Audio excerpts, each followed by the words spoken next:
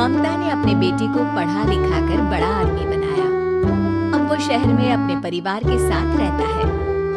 एक दिन ममता का बेटा रोहन अपनी पत्नी आलिया से कहता है, अरे आलिया सुनो, माँ अब से गांव में नहीं रहेगी, वो हमारे साथ यही रहेंगे शहर में। उनका कमरा आज नौकर से बोलकर अच्छे से साफ करवा देना।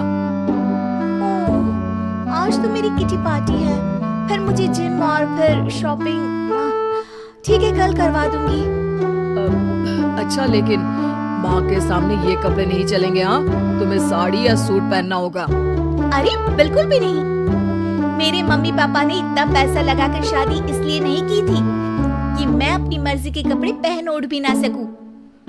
अरे चलो, गुस्सा मत हो, लेकिन कुछ दिन तो माँ की खुशी के लिए कर सकती हो ना। लेकिन आलिया मानती नहीं। माँ आती है सिंपल सी साड़ी, झोला और चप्पल पहनकर।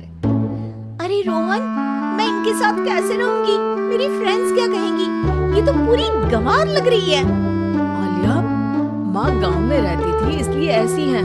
तुम आज ही माँ के साथ जाकर उनकी पसंद की शॉपिंग करवा देना। इनके साथ घर के अंदर रहना मुश्किल है, बाहर तो मैं कभी भी ना जाऊं। रोहन को आलिया पर गुस्सा आ जाता है। माँ, ओ माँ।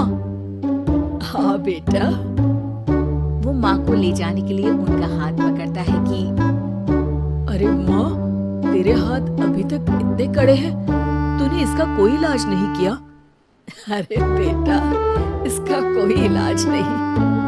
वैसे भी मुझे कोई शर्म नहीं कि मेरे हाथ मुलायम नहीं है, क्योंकि इन्हीं हाथों से मेहनत कर मैंने तुझे बनाया है बेटा।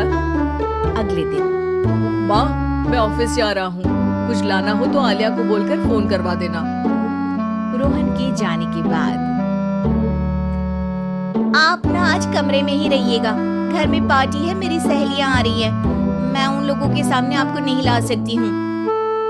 ठीक है बहू, लेकिन तुम कहो तो मैं कुछ खाने को बना दूं तुम लोगों की पार्टी के लिए। वो लोग सिर्फ कॉन्टिनेंटल या थाई फूड ही खाते हैं। कोई बात नहीं, कभी इंडियन खिलाने वाला कोई मिला नहीं होगा ना।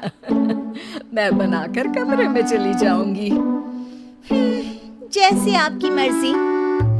आलिया के घर उसकी दोस्त आती है, पार्टी होती है। अरे वाह आलिया, ये क्या है खाने में? बड़ा ही स्वादिष्ट है यार, इसकी रेसिपी मुझे चाहिए। हाँ, और ये दाल, ओह माय गॉड, मैंने तो किसी 5 स्टार में भी ऐसी दाल नहीं खाई है यार। तू कुक को यहाँ बुलाना। अब आलिया घबरा जाती है। हाँ, क्यों नहीं? माँ जी जरा बाहर आइए। आलिया की सास सिंपल सी साड़ी और गांव के अंदाज में आती है। अरे बहू, क्या हुआ? खाना पसंद नहीं आया क्या? बहू? अरे ये गांव से दिखने वाली औरत तुम्हें बहू क्यों बोल रही है? कौन है ये? वो हमारी नई नौकरानी है। सास बहू की बात सुनकर बहुत दुखी हो जाती है। वो सर झुकाकर जा ही रही होती है कि एक सहेली बोल पड़ती है, अरे कहाँ जा रही है माँ जी? वो उठकर उनके पैर छूती है। जीती रहो बेटा। क्या है ना, आपकी शक्ल बिल्कुल मेरी माँ जैसी है। पता है आलिया, मैं शहर पढ़ने आई और फिर शहरी हो गई, लेकिन मेरे माँ पापा तो आज भी गांव में रहते हैं, बिल्कुल इनके जैसे ही हैं। अब यहाँ बैठिए ना आंटी, आप सच में बड़ी खूबसूरत है और आपके हाथ का खाना तो लाजवाब है। काश ये मेरी सास होती। सभी सहेलियां सास को घेर कर बैठ जाती हैं और उनसे खाने की रेसिपी पूछ रही होती है कि तभी घर की बेल बजती है और रोहन आता है। अरे क्या बात है, आज आप लोग हमारे घर में? और ये लोग तो मुझे आलिया से ज्यादा माँ की सहेलियां लग रही हैं। क्या ये आपकी माँ है? लेकिन आलिया ने तो कहा कि ये उनकी नौकरानी है और इन्होंने भी नहीं बताया।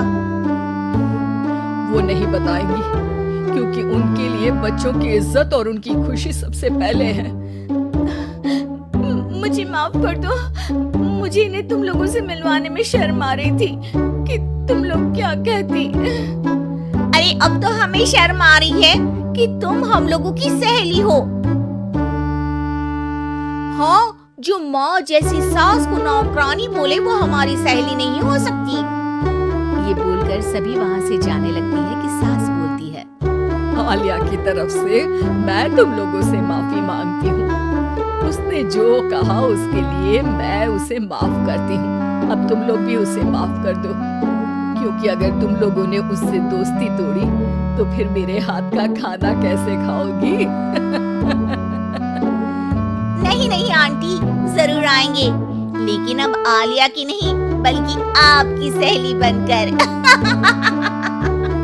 अगर आपको हमारी ये कहानी अच्छी लगी तो कमेंट करके जरूर बताएं।